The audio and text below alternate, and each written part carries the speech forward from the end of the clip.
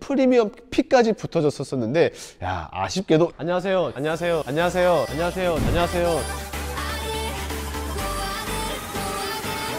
제이오토플랜의 장재원 팀장입니다.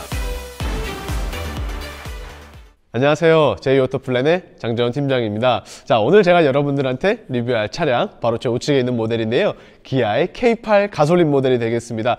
본격적인 리뷰 앞서서 먼저 차량부터 보고 오실게요. 가시죠.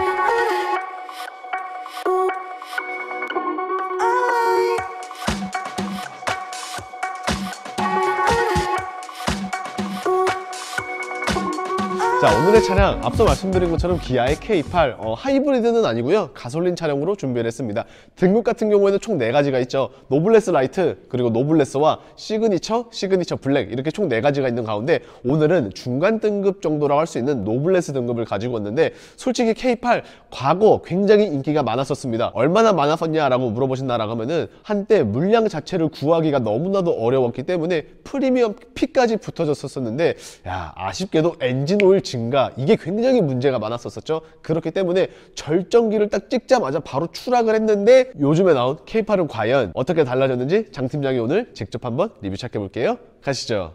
자, 본격적인 리뷰 한번 시작을 해볼 텐데요. 오늘의 차량 기아의 K8 하이브리드가 아니라 노블레스 차량을 준비를 했습니다.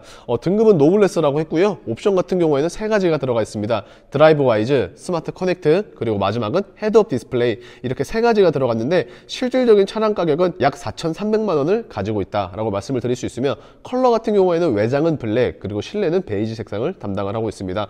사실 노블레스 등급이기 때문에 당연히 그 상위 등급인 시그니처와는 어느 정도 옵션 차이가 있을 수는 있겠지만, 사실상 이번에 나온 K8 같은 경우에는 그렇게 큰 차이를 보이고는 있지 않습니다. 그렇다 보니까 굳이 시그니처로 가셔야 되나? 라는 생각을 장 팀장은 가지고 있는데요. 자, 우선 노블레스 등급에도 라이트는 기본적으로 LED 라이트를 소화를 해주고 있습니다. 하지만 스타일 옵션을 장착을 하냐 안 하냐에 따라서 휠이 19인치로 업그레이드 되고요. 그리고 턴 시그널 램프와 더불어 지능형 헤드램프로 올라가게 됩니다. 그렇기 때문에 라이트 자체를 조금 더 업그레이드 시키는 것 뿐이지 LED로 바뀐다라는 개념은 아니다라고 말씀을 드릴 수 있을 것 같은데, 그래서 지금 보시는 것처럼 차 문을 열었었을 때에도 밝게 빛나는 LED가 굉장히 무수히 많이 박혀 있기 때문에 굳이 스타일을 안 넣어도 되겠다 이제는 라고 말씀을 드릴 수 있을 것 같습니다. 자, 그리고 그릴 정중앙부 같은 경우에는 이런 식으로 막혀 있는데요, 사실 액티브 에어스트림 기능을 어느 정도 탑재를 한 것 같습니다. BMW에서 먼저 선보였었던 기술인데요, 그릴이 평상시에는 이렇게 막혀 있지만 엔진의 열에 따라서 그릴이 열림으로써 열을 조금 더 빠르게 식혀준다 라고 말씀을 드릴 수 있을 것 같습니다. 자, 그리고 드라이브 와이즈가 있기 때문에 당연히 반자율 주행 가능하고요. 그리고 서라운드 뷰 카메라 같은 경우에는 기본적으로 포함을 하고 있기 때문에 전방에 카메라 렌즈 이런 식으로 나와 있습니다.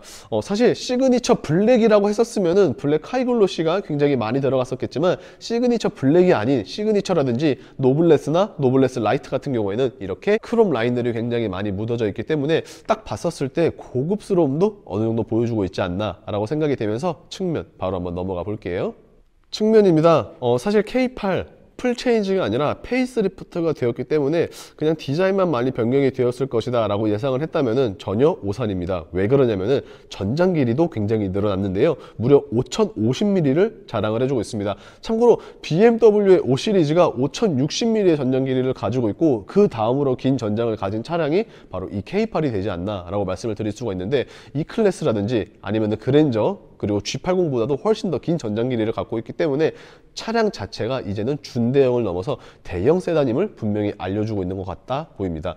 자, 그리고 휠 같은 경우에는 18인치인데요 여기서 스타일 옵션을 추가를 하실 경우에는 19인치로 업그레이드를 할 수가 있습니다. 하지만 시그니처 같은 경우에는 기본적으로 19인치의 휠이 장착이 되고, 스타일 옵션을 장착을 하실 경우에는 최대 20인치까지 늘릴 수 있다는 점 참고해 주시면서, 전체적으로 봤었을 때 측면에도 전면과 마찬가지로 크롬 라인들이 굉장히 많이 묻어져 있는 것 같습니다. 하단 부분 같은 경우에도 이렇게 몰딩 가니쉬 자체가 블랙 하이글로시가 아니라 크롬으로 덧해져 있기 때문에 조금 더 차량의 드레스업 효과를 주고 있지 않나 라고 생각이 되고 있고요.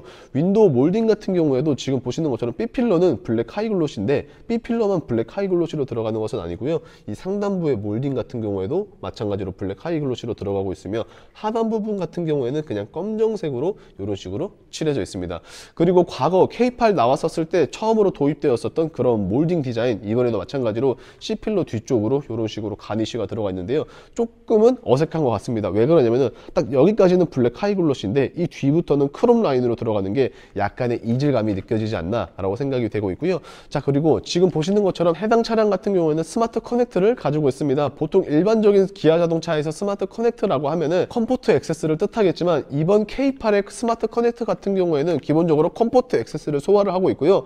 일반적으로 스마트 커넥트라고 하면은 빌트인 캠 2와 증강 현실 내비게이션, 그리고 실내에서 제가 보여드리겠지만 지문 인증 시스템을 장착을 하고 있기 때문에 스마트 커넥트 옵션을 가지고 있다라고 해서 지문으로 된 컴포트 액세스를 소화를 하는 것은 아니다 라고 봐주시면 되고요. 쿠페형은 아니지만 굉장히 날렵하게 트렁크 리드를 표현을 해주고 있습니다. 휠 디자인 같은 경우에는 개인마다 조금씩의 호불호는 있겠지만, 자세히 보시면은 투톤의 느낌을 주고 있는데요. 반짝이는 부분뿐만이 아니라 검정색의 느낌도 같이 보여주고 있기 때문에 자세히 보면은 차량의 휠 자체가 굉장히 훨씬 더 견고하다라고 생각이 되고 있으며, 아랫부분에 크롬으로 된 가니쉬가 있다라고 말씀을 드렸는데, 이렇게 뒷범퍼 쪽에도 마찬가지로 가니쉬가 있습니다. 하단 부분, 그러니까 지금 보여드리고 있는 요 부분이랑 그리고 요 부분의 가니쉬는 굉장히 잘 어울리는 것 같지만, 안타깝게도 C필러 뒤쪽에 있는 요 가니쉬 같은 경우에는 개인적으로 봤었을 때 조금 이질감이 들질 않나 라는 생각을 끝으로 후면 넘어가 볼게요. 자, 후면으로 넘어왔습니다. 아시겠지만 기아의 K8 같은 경우에는 기본적으로 전륜 구동을 가지고 있습니다. K8 비롯해서 그랜저까지는 전륜이고요. 그 이상 제네시스부터는 후륜으로 가지고 있다라고 말씀을 드릴 수가 있을 것 같은데, 일단은 어떻게 보이실지는 모르겠지만 후면의 리어 램프가 굉장히 얇아진 것 같습니다. 원래 K8 자체가 좀 카리스마 있는 차량으로 나와서 그런지 이전의 모델 같은 경우에도 굉장히 날렵해 보이는 듯한 효과를 주고는 있었지만, 이번 신형 K8 같은 경우에는 그러한 날렵함의 효과가 조금 더 도드라지고 있지 않나 라고 생각이 되고 있습니다. 지금 보시는 것처럼 라이트가 들어왔었을 때 굉장히 멋있고요. 전면과 마찬가지로 후면에서도 이런 식으로 살이 많은 LED를 보실 수 있습니다. 그렇기 때문에 굳이 저는 스타일을 넣지 않으셔도 된다. 왜냐면은 LED를 기본적으로 포함을 하고 있기 때문에, 예전처럼 LED를 생각을 하셔서 스타일을 넣어야겠다라고 하시는 분들은 조금은 지양을 해주시는 게 좋지 않나 라고 생각이 되고 있으며, 준대형에 걸맞는 세단이기 때문에 확실히 트렁크 공간도 굉장히 넓습니다. 물론 전 세대부터 지금까지 쭉 폴딩이 되지 않는 것은 똑같지만, 그래도 이 정도면은 굳이 폴딩이 생각나지 않을 정도로 워낙 넓은 트렁크 공간 가지고 있고요. 히든 스테이지 같은 경우에는 지금 보시는 것처럼 섹션 자체가 굉장히 넓으면서도 동시에 깊게 잘 빠져 있어서 어느 정도의 수납력은 분명히 자아내주고 있지 않나 라고 생각이 되고 있는데, 이 정도면은 골프백 한 3개까지도 잘 넣을 수 있지 않나 라는 생각을 끝으로 실내 한번 넘어가 볼게요. 자, 앞서 말씀드린 것처럼 해당 차량 베이지 시트라고 했습니다. 사실 외부 블랙 그리고 실내는 베이지, 이 컬러가 관리하는 데 있어서만큼은 가장 까다로운 조합을 가지고 있는 것은 분명하지만, 대신에 딱 바라봤었을 때 묵직하면서도 동시에 세련돼 보이는 듯한 그러한 느낌을 주고 있기 때문에 약간의 반전의 매력은 충분히 소화를 해주고 있지 않나 라고 생각이 되고 있습니다.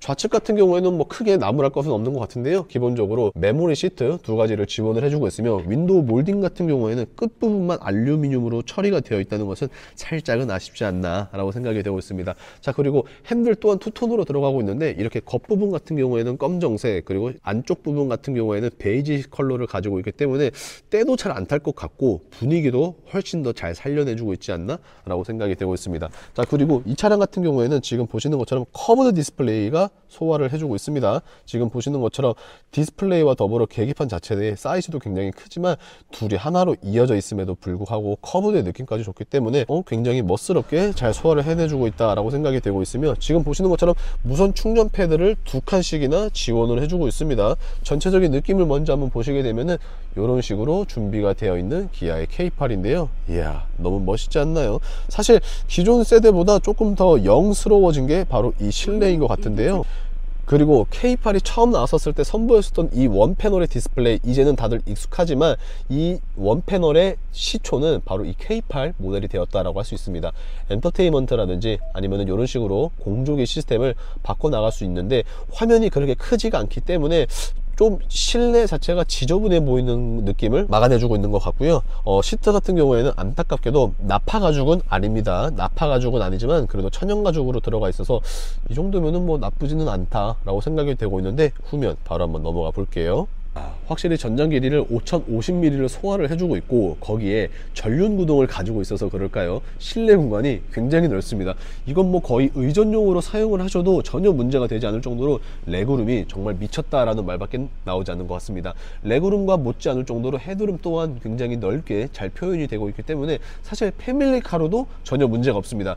보통 수입차 5 시리즈와 그 다음에 벤츠 E클래스를 패밀리카로 많이들 염두를 하시는데 사실 앉다 보면은 조금은 좁은 감이 분명히 있지만 이 K8 같은 경우에는 좁기는커녕 거의 누워서 갈 수도 있겠다라는 생각이 들 정도로 안락하기 때문에 뭐 이 정도면은 저는 패밀리카로 적극적으로 추천드리고 있고요. 자, 그리고 썬블라인드 가지고 있습니다.